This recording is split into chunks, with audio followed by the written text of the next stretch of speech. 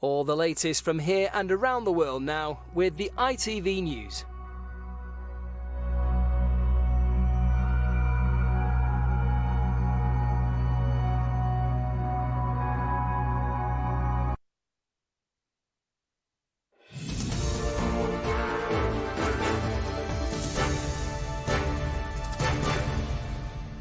Good afternoon, I'm Duncan Golestani. One of the victims of Ghislaine Maxwell has spoken of her relief after a jury found the British socialite guilty of 5 of the 6 charges she faced.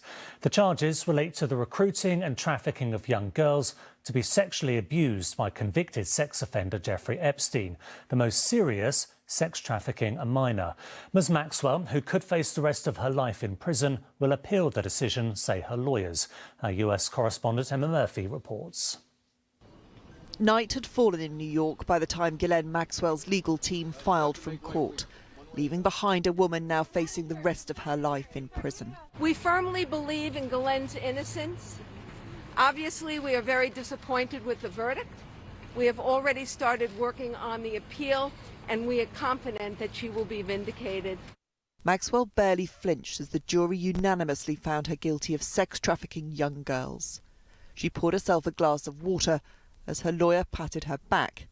Then she was taken to custody. The road to justice has been far too long, but today, justice has been done. I want to commend the bravery of the girls, now grown women, who stepped out of the shadows and into the courtroom. Over 5 weeks, multiple women told how Maxwell would befriend them as girls, an apparently respectable lady taking an interest in their often troubled lives. But then, whether at homes in New Mexico, New York or Palm Beach, the girls told how, having lured them in with attention, money and friendship, she would introduce sex into the conversations and suggest they massage her partner, Jeffrey Epstein. There were trips on private jets, flights on board the so-called Lolita Express, and Maxwell would show them how to satisfy him. The girls described how, in carefully prepared massage rooms, Epstein would then sexually abuse them, sometimes alone, sometimes with Maxwell, sometimes with a group. One of those women, Annie Farmer, waived her right to anonymity and welcomed the verdict of the court. I am so relieved and grateful that the jury recognised the pattern of predatory behaviour that Maxwell engaged in for years and found her guilty, she said. I hope that this verdict brings solace to all who need it and demonstrates that no one is above the law.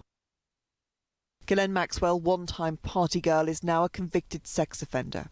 The court will determine her sentence in the coming weeks. Emma Murphy, ITV News.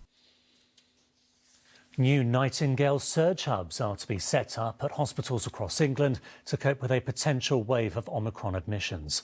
Initially, there will be 8 hubs which can treat 100 patients, with NHS trusts asked to identify sites which could accommodate a further 4,000 beds. It comes as the UK continues to report record COVID cases, with 183,000 confirmed yesterday.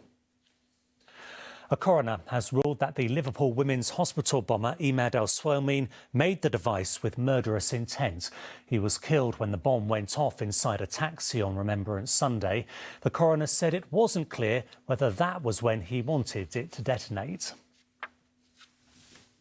And finally, this lunchtime news of a very special delivery. A critically endangered Sumatran tiger cub has been born at London Zoo.